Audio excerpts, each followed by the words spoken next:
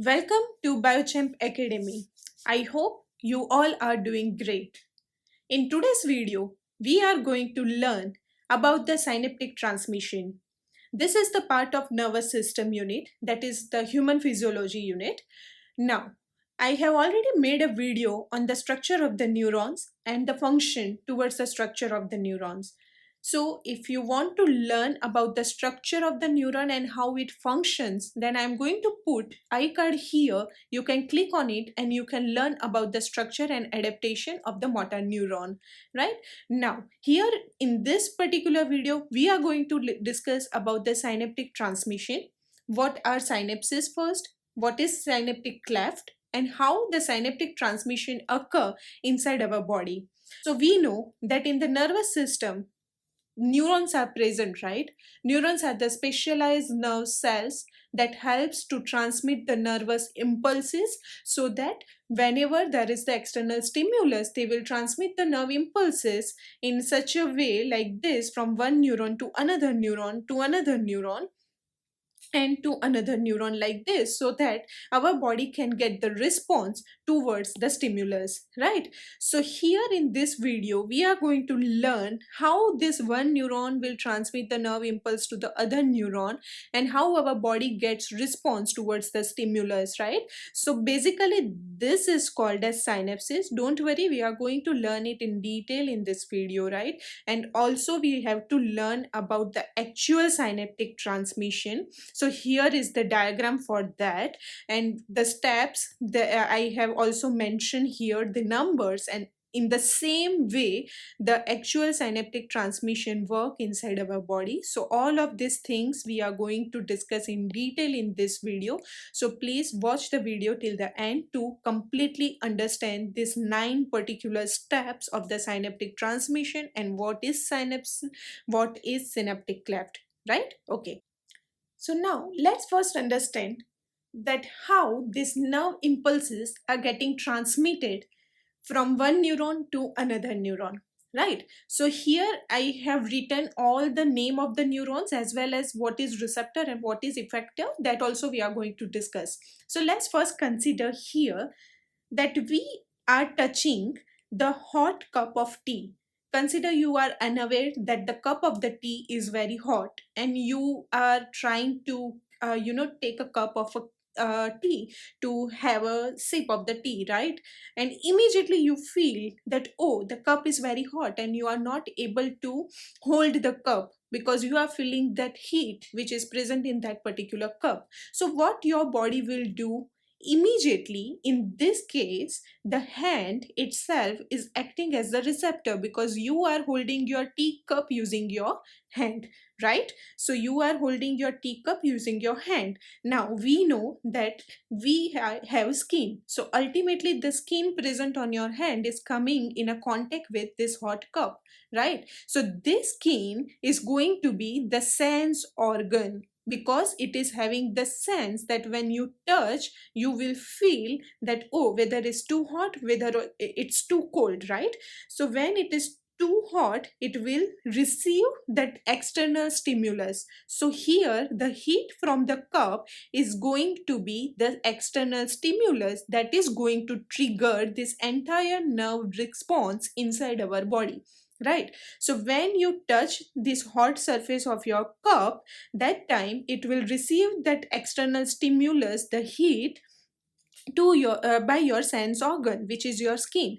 Now because it is receiving this heat, that is the reason it is called as receptor. So once this receptor receives the external stimulus, then it will send this nerve impulse to the sensory neuron, right? Because this neuron is associated with the sense organ, that's why it is a sensory neuron. Clear? This neuron's function is to transmit this heat stimulus, this nerve impulse, towards the relay neuron. Now make sure the relay neuron is present in the CNS or spinal cord, right? Because it is present in the CNS, or you can say the spinal cord, it is also known as the connector between the sensory neuron and motor neuron, right? So the relay neuron is a connector for the sensory neuron and motor neuron. Sensory neuron receives the signal from the receptor, transmit it to the relay neuron, which is in the CNS or spinal cord. This relay neuron is going to transmit the nerve impulse to the motor neuron, right? And finally this motor neuron is attached with the effector, right? Here in this case, this effector is giving us the response towards this external stimulus. When you touch something very hot cup of tea or any hot surface, you immediately remove your hand, right? Why we are removing our hand from the hot surface? Because this is receiving the signal, the stimulus, then it will transmit all over nerve impulses in this way. Finally motor neuron transmit this nerve impulse to the effector, which is again your hand, which will cause the muscle contraction and you will move your hand immediately. All of these things are occurring within the fraction of the second, so you won't actually realize that you are removing hand uh, because your body is performing this all actions, because immediately when you touch, if it is very hot, you remove your hand, right? So this nervous response is very very very fast. Clear? So let's do a quick revision. You are touching the hot surface, then your skin is going to be the sense organ which is going to receive the stimulus. It will transmit the nerve impulse towards the sensory neuron. Sensory neuron transmit it to the relay neuron, which is present in the CNS and spinal cord, and relay neuron transmit it to the motor neuron. Again, a quick reminder, if you want to learn about the motor neuron structure and adaptation towards the structure, please go and watch my video on the motor neuron. I have already made it.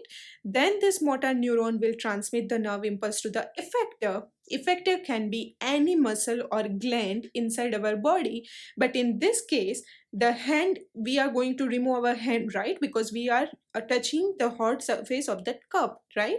So the muscles are going to be contracted in your hand, and ultimately, immediately you are going to remove your hand. Clear? So this is how the nerve impulses are getting transmitted. Now you might be wondering that why we are learning this thing here, because see, we have to learn in detail about the synapses. So what are the synapses that we have to learn, right? So to understand about the synapses, we do have to know about the everything, that what is receptor, what are these neurons, and what is effector. Clear? So now let's quickly learn about the synapses, in which we are going to use this part again. Okay, so now we know that this is our receptor.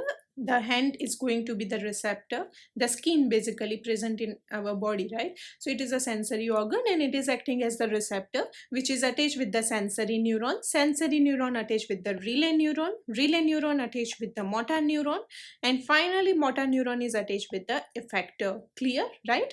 Okay, so now this is going to transmit nerve impulse towards this neuron, right? This neuron is going to transmit nerve impulse towards this neuron.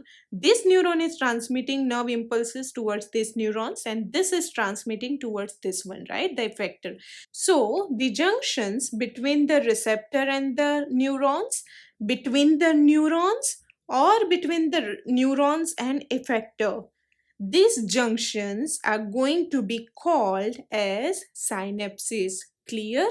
So the synapses would be the junctions between two neurons, or between receptor and neuron, or between effector and neuron.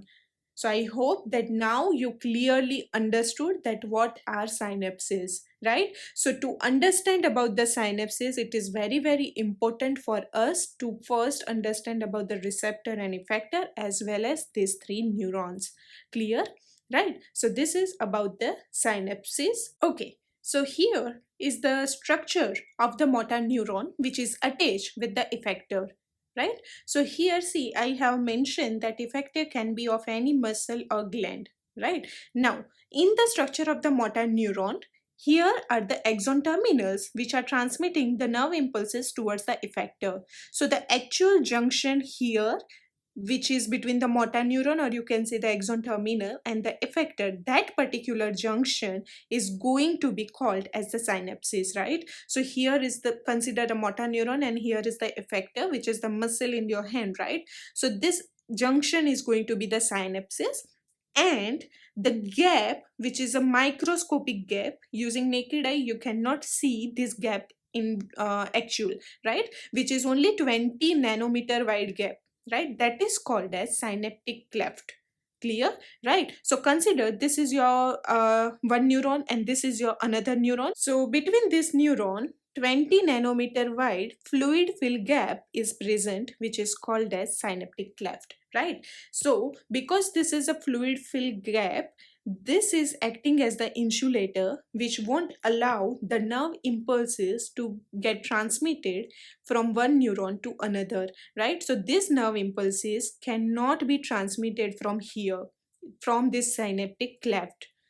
So inside the neurons, we are having certain chemicals which are called as neurotransmitters, which helps to transmit the nerve impulses across this synaptic transmission, across this synaptic cleft from one neuron to another neuron. That is called as synaptic transmission. So that we are going to discuss now, right? Clear? So by now you should be clear about the synapses and synaptic cleft, right? So now let's begin with the synaptic transmission. So now to understand about the synaptic transmission, we have to understand certain keywords, right? The first one is called as presynaptic neuron. So this is going to be the first neuron. This entire is your first neuron. This one is going to be second neuron. We have to transmit nerve impulses from one neuron to another neuron, right? So here, this particular part of the neuron is called as presynaptic neuron, while this is going to be your postsynaptic neuron, right? So from the presynaptic neuron, impulses are going to be transmitted towards the postsynaptic neuron. Clear? Right? Now, the membrane here for the presynaptic neuron is called as presynaptic membrane, while the membrane here for the postsynaptic neuron is called as postsynaptic membrane, right? Clear? And between these two neurons, there is a 20 nanometer wide fluid filled cavity which is acting as the insulator, as we discussed before, which is known as synaptic cleft. Clear? If you understand these all terms, then you can easily understand the 9 particular steps that we are going to discuss later about the synaptic transmission. Clear? Okay. So now let's begin with the actual synaptic transmission with the 9 steps, right? Okay, so now you know this is going to be your presynaptic neuron and this is going to be your postsynaptic neuron and this is going to be the synaptic cleft, right? So here see is the image. Now you can take the screenshot of this particular screen so that whenever you want to revise about the synaptic transmission during your exam period, during your busy period, at that time it would be very easy to quickly revise these 9 steps easily, right? So I would highly recommend you to take a screenshot and you can use it as a flashcard also. Just take a print of this particular page and then on the back side write down about all the 9 steps in detail. That would be your flashcard.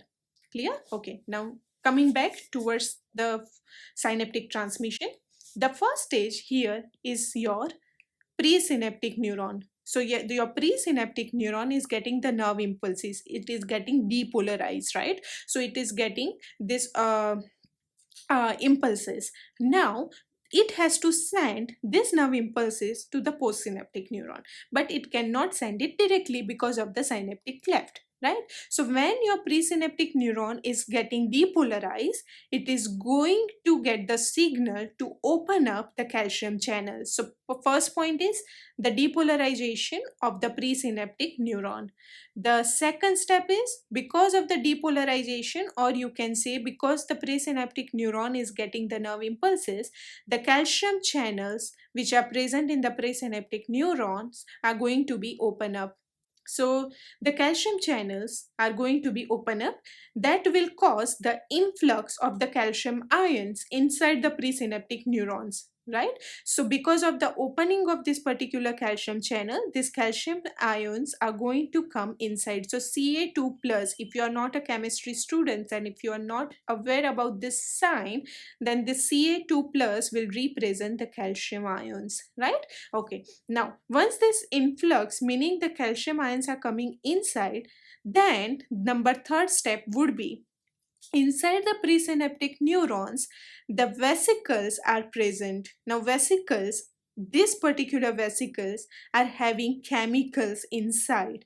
That chemicals are called as neurotransmitters. See here, I have mentioned that neurotransmitter, and that particular neurotransmitter here that we have to remember. There are so many other neurotransmitter as well, but here for our syllabus, we have to remember about the ACH, which is going to be the acetylcholine, right? So this ACH is going to be the acetylcholine, which is a neurotransmitter. So when these calcium ions come inside, this vesicle containing neurotransmitters move towards the presynaptic membrane here. And once they move here, the number 4 step that they are going to fuse together with the membrane and releases the neurotransmitters by performing exocytosis. So number 4 is going to be the exocytosis.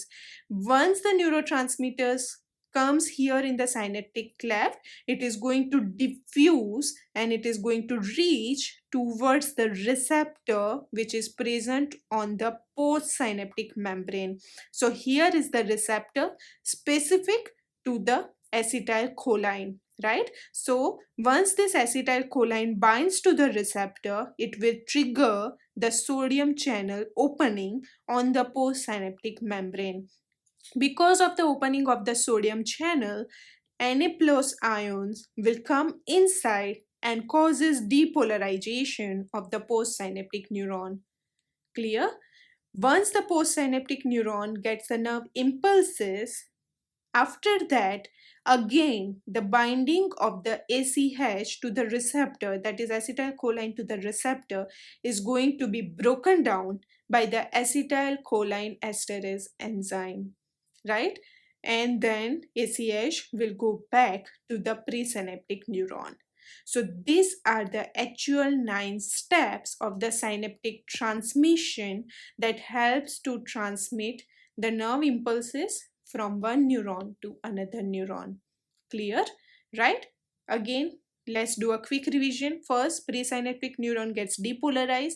That triggers the opening of the calcium ions. Because of that, there is the influx of the calcium ions in the presynaptic neuron. That triggers the fusion of the vesicle containing neurotransmitters towards the presynaptic membrane. This vesicle containing neurotransmitter fuses with the membrane, performs exocytosis, so the neurotransmitters get diffused into the synaptic cleft, and then it will bind to the receptor present on the postsynaptic membrane. Once the neurotransmitter binds to the receptor on the postsynaptic membrane, it triggers the opening of the sodium channel that will cause influx of the sodium ions inside the postsynaptic neuron, and because of that the postsynaptic neuron gets depolarized. Clear? Gets the nerve impulses, and after that again the binding of the neurotransmitters to the receptor is going to be broken down by the enzyme called acetylcholine esterase, right? And ACH will go back to the presynaptic neuron. Clear? So this is how synaptic transmission works. Now I have explained you all the steps here in detail, but make sure I'm going to write all these 9 points in detail in the description box, so you can also copy paste those points and add it backside of your flashcard, backside of this particular image. So this is all about the today's video about the synaptic transmission. I hope that you all understood clearly about the synaptic transmission. If you have any doubt, please write it down in the comment. I would love to answer your comments. I would love to answer your questions, right? And please make sure to like this video, share this video to your friends, and also subscribe to this Biochamp Academy channel. And I would highly recommend you to press the bell icon, so whenever I put some new video on the biology topic, then you can get the first notification and you can learn with the Biochamp Academy. Thank you so much once again for learning with Biochamp Academy. I will see you soon with another topic. Thank you.